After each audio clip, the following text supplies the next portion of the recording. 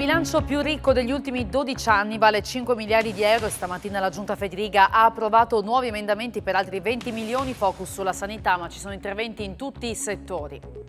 Nella manovra del governo c'è sostanza e le misure potrebbero essere equilibrate, lo dice il presidente di Confindustria Udine, Benedetti, che ammonisce preoccupa il debito pubblico. Torna a nuova vita la torre medievale di Santa Maria, nel cuore di Udine, e ospiterà la vetrina dell'Ingegno Friulano. Stamattina l'inaugurazione, in serata l'apertura alla cittadinanza. Vasco Rossi lascia Lignano e va a Bibbione, 3 nuovi big in arrivo nella città friulana, ma sui nomi è top secret, nessuna polemica, è una sfida a creare un polo della musica, la foce del tagliamento. È l'ora del derby del Friuli nel basket che conta, UEB Gesteco e APU incrociano le lame alle 20.45 al Palagesteco alla caccia di 2 punti preziosi per entrambi, differita alle 22.45 su Telefriuli.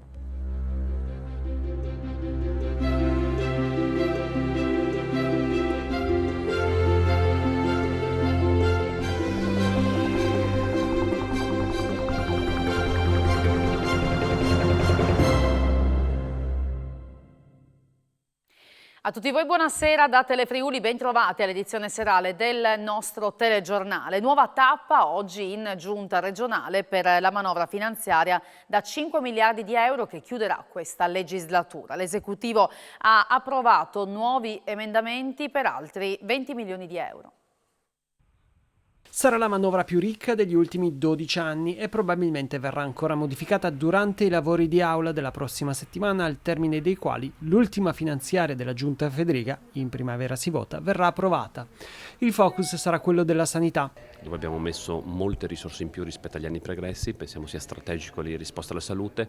Voglio sottolineare che proprio nell'incontro che ho fatto con i presidenti di regione in questi 2 giorni al Festival delle Regioni è emerso la necessità di aprire un tavolo nazionale perché esistono dei problemi strutturali nel mondo sanitario a livello nazionale. Tutte le regioni, tutte le province autonome vivono una situazione di emergenza per quanto riguarda il personale, la disponibilità di personale, il sovraffollamento dei pronto soccorsi per codici bianchi e la necessità di rivedere tutta anche la medicina del territorio per integrarla al meglio e non ospedalizzare chi non ha necessità di essere ospedalizzato. Nella giunta di oggi sono stati presentati e approvati emendamenti per 20 milioni di euro alla manovra, che complessivamente vale 5 miliardi. In particolare 1 milione di euro per il funzionamento di FVG Plus, la società che sorge dalla cessione della nostra quota in medio credito. Per l'ambiente abbiamo destinato delle risorse finalizzate all'attivazione di un sistema digitale per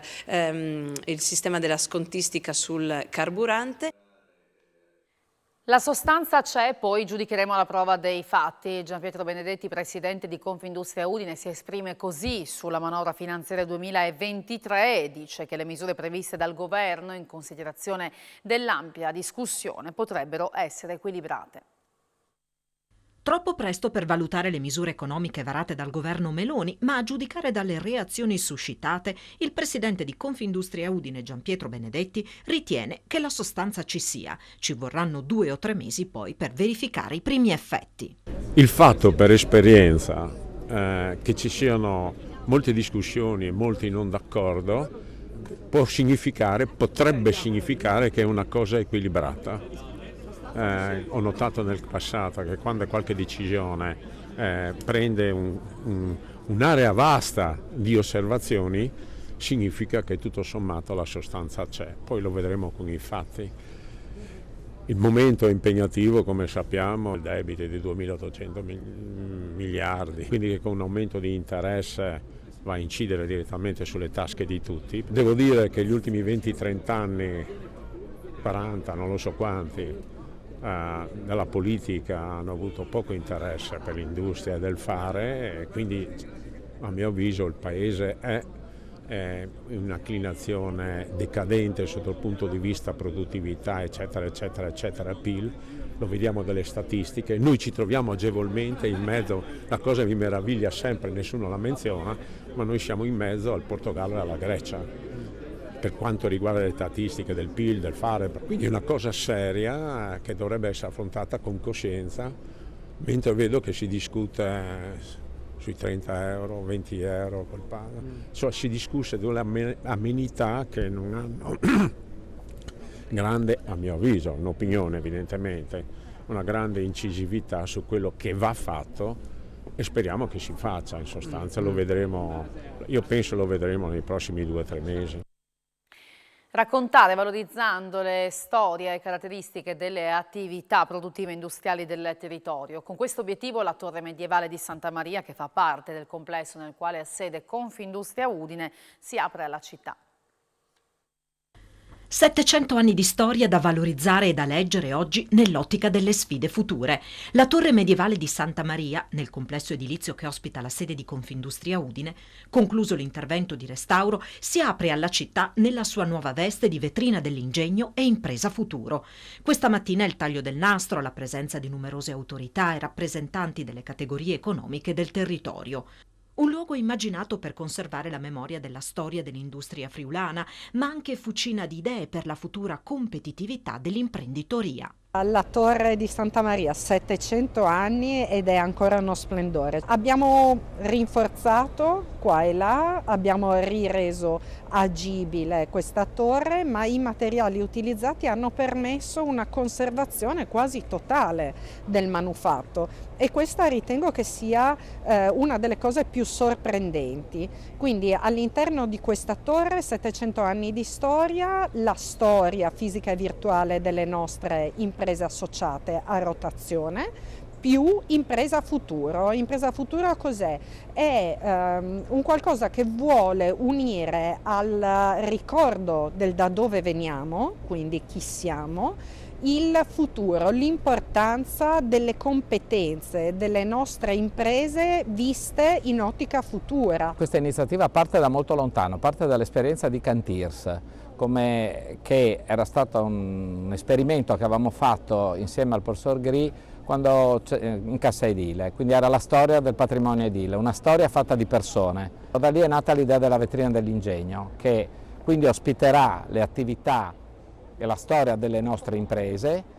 Ogni anno un gruppo merceologico di Confindustria, ce n'è 11, racconterà, secondo e declinandolo come meglio crede, la sua storia, la storia delle sue aziende, cercando sempre di mantenere però un taglio molto vicino alle persone, quindi le imprese fatte di persona, il tutto favorito dal fatto di poter aprire questi spazi alla città. L'esposizione sarà aperta al pubblico ogni sabato di dicembre, escluso il 24, dalle 10:30 alle 12:30 e dalle 15 alle 18. Il tema migranti e le riammissioni in Slovenia. Parlando con i giornalisti questa mattina il presidente della regione Fedriga ha auspicato che possano riprendere prima possibile. Le riammissioni mi auguro ripartano il primo possibile. Io sono in contatto col ministro Piantedosi, l'ho sentito proprio nella giornata di ieri e su questo stiamo lavorando. Come dicevo, ho detto più volte, dobbiamo mettere in campo misure parallele che possano lavorare insieme per limitare gli ingressi di immigrati irregolari, che è diventata una situazione insostenibile per il nostro tessuto sociale e economico, ma penso anche per un principio di tutela delle persone. E parlo proprio dei migranti che arrivano. Non possiamo pensare di favorire la tratta di esseri umani o di permettere la tratta di esseri umani. E contro le riammissioni si schiera il Consorzio Italiano Solidarietà di Trieste, per il quale le cosiddette riammissioni informali sono illegali. Secondo l'ICS il governo chiarisca se vuole rifare le gravissime illegalità del 2020 e in una nota ricorda che l'accordo di riammissione tra Italia e Slovenia del 96 non è mai stato ratificato e dunque anche ai sensi della Convenzione di Vienna sui diritti dei trattati è da considerarsi nullo sul piano giuridico.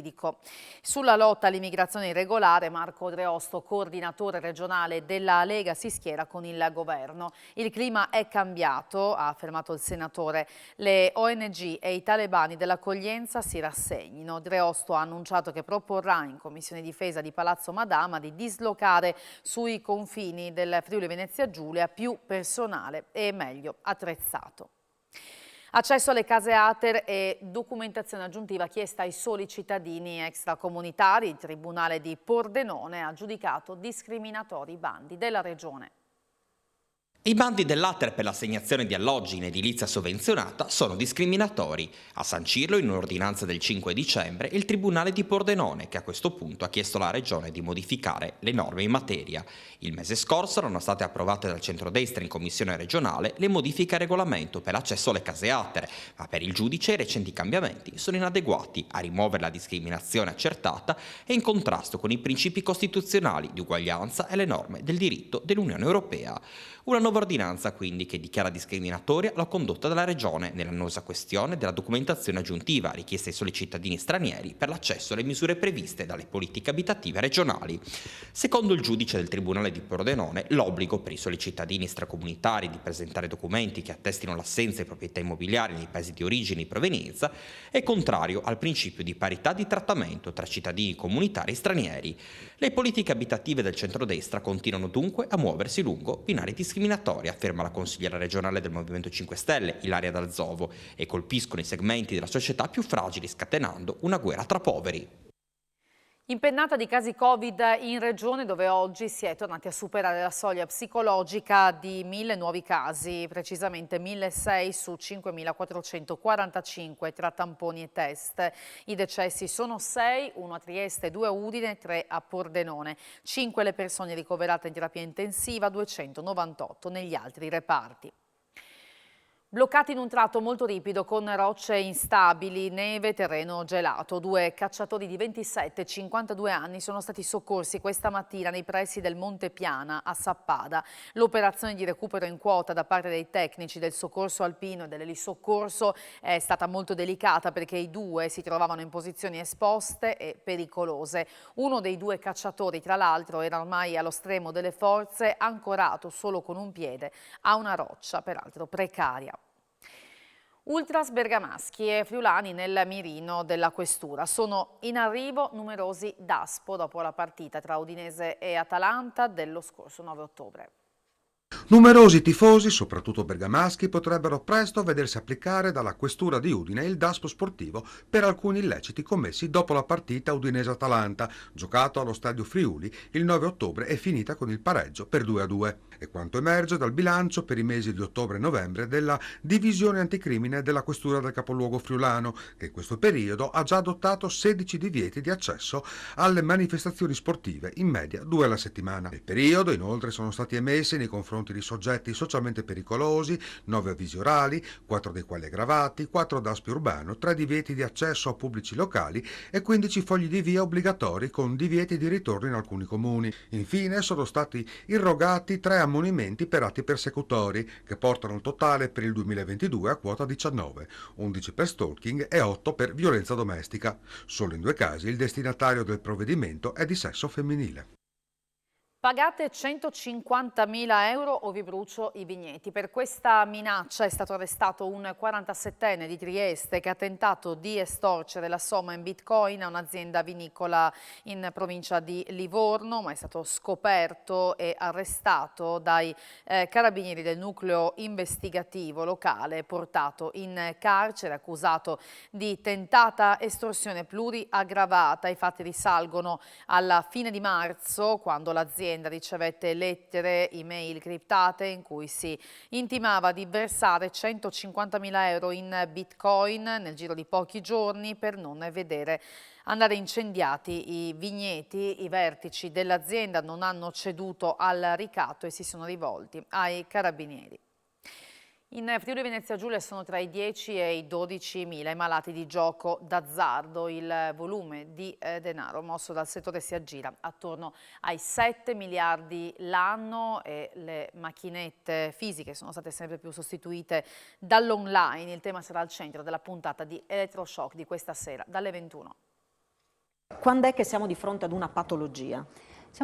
Quando appunto non riesce a dire di no, quando diventa il centro della propria vita, quando il gioco diventa il centro della propria vita, qualsiasi motivo, qualsiasi attività è finalizzata al gioco. Abbiamo una spesa in Italia di 110-111 miliardi di euro di volume di denaro. In Friuli abbiamo un volume di denaro negli anni scorsi di 7 miliardi di euro cioè 1 miliardo e 400 milioni di spesa viva da parte dei giocatori. C'è una stima che ci mette come regione nella stima del 0,8% di abitanti che hanno questo tipo di problemi, che vuol dire sui 10-12 mila persone che hanno problemi di dipendenza da gioco. 10.000 persone circa sono una cittadina come Cividale, immagino, no? Come di malati da gioco d'azzardo. Noi abbiamo avuto un calo drastico di accessi durante la pandemia. Allora, molte delle persone che giocavano prima hanno smesso, molte altre invece hanno virato verso il gioco online e quindi questo è schizzato alle stelle. È passato al 60 e più per cento, le persone che giocano online vanno verso il 64% e va diminuito tantissimo, sono diminuiti tantissimo gli accessi al gioco fisico, quindi. Questa mattina il presepe che gli artigiani di Sutri hanno realizzato in piazza San Pietro a Roma ha avuto un visitatore speciale. Dopo l'udienza generale in Sala Nervi, infatti è stato lo stesso Papa Francesco a recarsi in auto in piazza San Pietro e a visitare il presepe realizzato dagli artigiani carnici. Papa Francesco ha poi visitato l'albero di Natale proveniente dall'Abruzzo. È stato svelato oggi il quadro con la Natività di Gesù Bambino che, come da tradizione, sarà esposto nell'atrio del Palazzo della Regione Trieste in collaborazione con ERPAC e FAI.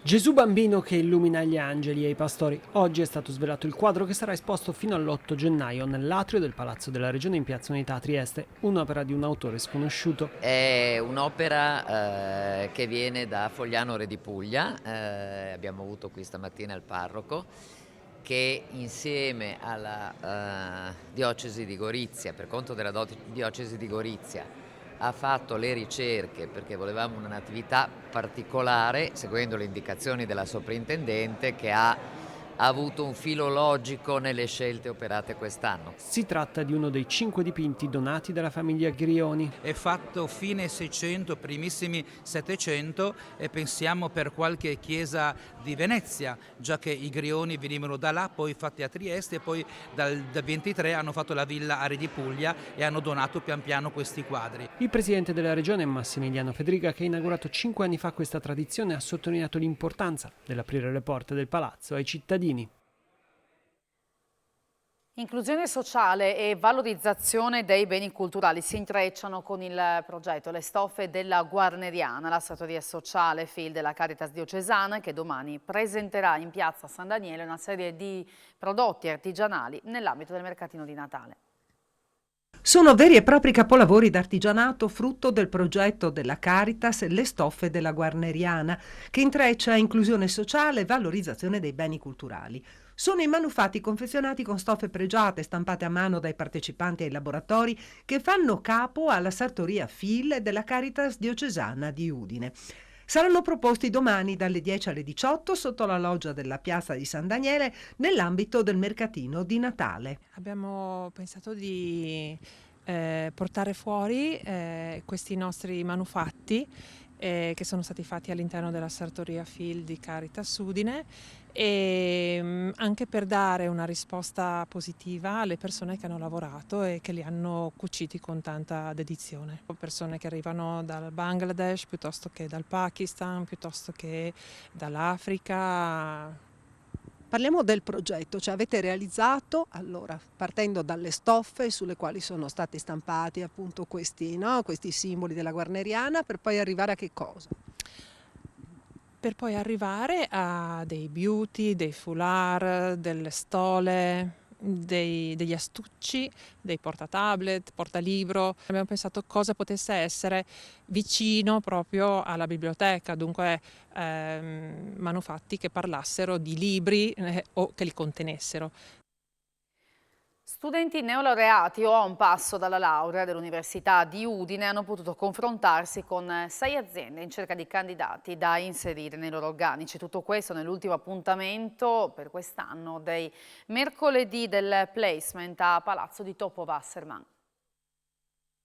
Domanda e offerta in un mercato del lavoro sempre più complicato si intrecciano grazie ai mercoledì del placement a cui ha dato vita l'Università di Udine per mettere in collegamento aziende e studenti con la mediazione di Adecco, ultima tappa del 2022 a Palazzo di Topo Wasserman. In questo momento l'Ateneo ha 10 corsi di studio con tasso di disoccupazione pari a 0, cioè con il 100% dei laureati occupati, e questo è non solo in discipline STEM, quindi ingegneria informatica, ma anche in alcune discipline più umanistiche, e quindi ecco, con questo tasso di occupazione noi siamo estremamente soddisfatti. Le aziende coinvolte, Banca Finintel, Lima Corporate, General Electric, Liber, Gruppo IBCC, Icrea e Benetton, si sono presentate ai ragazzi. Noi siamo qui innanzitutto per rivolgerci proprio al target che stiamo cercando in questo momento, quindi giovani studenti, neolaureati e laureandi da vari percorsi di laurea, vari background, da economia, ingegneria, comunicazione e lingue.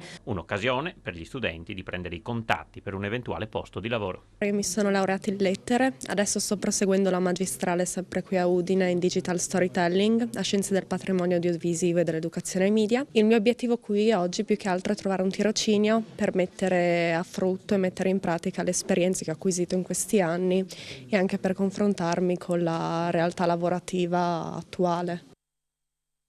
Un volo diretto collegherà l'aeroporto di Trieste con Tirana. Ad annunciare la nuova rotta è stata la Wizz Air. I voli partiranno il 3 luglio e saranno effettuati 2 volte alla settimana, il lunedì e il venerdì, a bordo di un Airbus A321 Neo che dispone di 239 posti a bordo. L'aeroporto regionale diventerà così la 27ª stazione della compagnia aerea ungherese in Italia, un collegamento di fondamentale importanza, ha commentato l'amministratore delegato dell'aeroporto di Trieste Marco Consalvo, per la nutrita comunità albanese presente in regione, ma anche una nuova opportunità di sviluppo dei flussi di lavoro e turistici fra la nostra regione e l'Albania. Un anno positivo nonostante il difficile contesto internazionale e importanti investimenti per il 2023 anche in Friuli Venezia Giulia. Ieri sera a Trieste il presidente della SIOT Alessio Lilli ha tracciato il bilancio dell'attività e ha annunciato appunto investimenti futuri. Un anno buono in uno scenario internazionale non positivo. Il presidente della SIOT e General Manager TAL, Alessio Lilli, ha tracciato il bilancio del 2022 condizionato dalla tragedia della guerra in Ucraina. L'auspicio è che la situazione geopolitica si risolva quanto prima. Riguardo il futuro del gruppo, il 2023 sarà un anno incredibile e gli azionisti hanno puntato sul futuro di questa infrastruttura e ci hanno dato qualcosa come 55 milioni di euro solo per la SIOT all'interno di un pacchetto di investimenti che va intorno ai 100 milioni di euro per potenziare il terminale marino e rendere ancora più utile e flessibile i nostri approdi e potenziare le stazioni di rilancio e motori per poter aumentare il quantitativo di greggio che verrà portato. Sono progetti che inizieranno a entrare in realizzazione nel 2023 e vedranno compimento tra 2023, 2024 e 2025. Molto importanti per garantire un futuro pluriennale a questa infrastruttura. Sui progetti degli impianti di cogenerazione proseguono le interlocuzioni con gli enti locali del Friuli Venezia Giulia. Ma è un rapporto dialettico. Giustamente ritengo gli amministratori pubblici vogliono capire di che cosa si tratta e se ci possano essere dei problemi per la popolazione. Noi stiamo cercando di spiegare da mesi che non c'è nessun problema, nessun rischio per la popolazione dove questi impianti verranno realizzati. Un concorso a premi con l'obiettivo di aiutare i commercianti in un momento particolarmente critico. L'iniziativa è di Ascom, Confcommercio, Adesso a Tagliamento con Sviluppo e Territorio. Parte un'iniziativa unica nel suo genere, è quasi il motore trainante, no, dell'economia della destra tagliamento. Di che cosa si tratta? Domani esattamente il progetto Uniti Digitali entra nel vivo grazie al concorso Vinci con lo Shopping che proporremo nel nostro territorio. Un progetto, quello Uniti Digitali, che parte da lontano e ha richiesto un importante lavoro di messa a punto da questo punto di vista, ha coinvolto e sta coinvolgendo circa 250 attività commerciali sul territorio. Il concorso è molto semplice, l'acquirente entra in negozio, può aderire al concorso con 2 modalità, o richiedendo l'emissione di una card fisica oppure scaricando, come si avviene in tante altre iniziative, la nuova app. L'app dedicata al concorso si scarica sul cellulare. Facendo gli acquisti, a ogni scaglione di 10 euro si acquisisce il diritto di un'estrazione. L'estrazione avverrà a fine di gennaio, quindi una volta che viene fatto l'acquisto, l'esercente attraverso il tablet che ha presso il negozio attiverà lo scarico del diritto di acquisto passando la tesserina o il telefonino. Ci aspettiamo l'inverno più affollato di sempre, così Silvio Fauner sulla stagione che parte ufficialmente domani per Sappada. Si avvicina l'inizio ufficiale delle festività natalizie. A Sappada com'è la situazione dal punto di vista turistico? L'8 incominceremo la stagione con dall'8 all'11 i giorni del mercatino di Natale, con l'8 la presentazione di un presepio natalizio che è stato realizzato da dei turisti, degli amici che arrivano a Sappada, con pezzi di legno di sassi raccolti interamente a Sappada, quindi quello sarà l'inizio della stagione, con un buon 60-70% degli alberghi aperti, con una buonissima affluenza. Passiamo poi al periodo natalizio, dove ormai già tutto quanto esaurito. Passeremo poi al periodo di Eyof, che anche lì Sappada sarà tutta esaurita, però poi ci sono, chiamiamoli periodi morti, nei tempi morti, 2 settimane dopo il Carnevale, prima di Eyof, dove il Consorzio di Promozione Turistica ha confezionato dei pacchetti turistici con soggiorno, con biglietto impianti, con lezioni di sci molto convenienti, e crediamo che questo possa essere uno degli inverni più pieni che Sappada abbia mai visto. Vasco Rossi lascia Lignano e approda a Bibbione per la data zero del suo nuovo tour. A Lignano arrivano però 3 grandi nomi nuovi. La prossima estate 6 grandi big della musica nazionale si esibiranno tra lo Stadio Comunale di Bibbione e il Tegil di Lignano Sabbiadoro, una scorpacciata di concerti e date zero a pochi chilometri di distanza l'uno dall'altro, invidiabile per qualsiasi altra meta turistica italiana. Sul versante veneto al momento i nomi svelati sono 2, uno ufficiale, il secondo ufficioso. Il 17 giugno il Lido Veneto ospiterà Marco Mengoni, il 2 giugno è oramai praticamente ufficiale l'arrivo del big dei big, il comandante Vasco Rossi. Ma se Bibbione attacca, nelle prossime settimane anche Lignano Sabbiadoro risponderà a tono con l'annuncio di 2 date zero che andranno ad affiancarsi a quella che Tiziano Ferro terrà il prossimo 7 giugno, slittata a causa dell'emergenza pandemica per ben 3 anni. Bocche cucite al momento sui nomi in arrivo a Lignano, ma tutto fa presupporre che nella località balneare friulana potrebbero collaudare il loro live sia Blanco che Ligabue, entrambi in partenza con 2 grandi tour tra gli stadi della penisola. Il ritorno mancato del rocker di Zocca a Lignano ha sorpreso e sconcertato più di qualche fan e di qualche lignanese, ma come spiegato dall'amministratore di FVG Live Luca Tosolini, non si tratta di un tradimento, bensì di una semplice sovrapposizione di date. Non è una gelosia! Il Blasco sarebbe tornato più che volentieri a Lignano, visto che considera il Lido friulano un suo portafortuna. L'utilizzo dello stadio però si sovrapponeva con la data zero di Tiziano Ferro, quindi è stato deciso di dirottare il concerto nella vicina e amica Bibbione. Nessun dualismo tra le località balneari, bensì una collaborazione sinergica con l'obiettivo di creare un polo della musica sempre più attrattivo per turisti e artisti. A confermare questo concetto è Massimo Brini, consigliere con delega al turismo di Lignano Sabbiadoro. L'intenzione, dice, è quella di rafforzare i rapporti tra i due comuni per offrire un calendario di eventi dal grande richiamo, senza pesare necessariamente sulle casse di una singola amministrazione, ha sottolineato a Telefriuli l'ex assessore. Una soluzione, ha rimarcato, che permetterà ai due enti anche di poter ottenere l'aiuto economico di 2 regioni vicine e amiche. È la sera dell'attesissimo derby di basket di A2, 2800 tifosi a Cividale, prima contro quinta. Andiamo da Marco Pasquariello allora per capire qual è l'atmosfera al Palagesteco in vista della sfida tra la UEB e la PU. Buonasera Francesca, buonasera a chi ci segue da casa dal Palagesteco. Quella che ho in mano è la palla che darà inizio a derby, non derby, chiamatelo come volete, alla partita tra Web Gesteco Cividale e Apu Old Wild West Udine. Sì, derby. Noi lo definiamo derby quantomeno della provincia di Udine, il derby della 2 di basket. Qui palla 2 alle 20:45, su Telefriuli alle 22:45 con tutte le immagini e poi le interviste esclusive, e poi domani sera alle 22 palla 2, si chiama così la trasmissione di Telefriuli di basket, con tutte le immagini, tutte le interviste e ospiti in studio. Francesca, ti restituisco la linea, questa devo portarla adesso agli arbitri. Grazie Marco, allora appuntamento su Telefriuli alle 22:45, tra poco più di un'ora il via all'attesissima gara, ne parliamo tra poco anche a Sport FVG, spazio ci sarà anche per Udinese per una buona notizia per quanto riguarda Deulofeu. Grazie per aver seguito il nostro telegiornale, buona serata, arrivederci.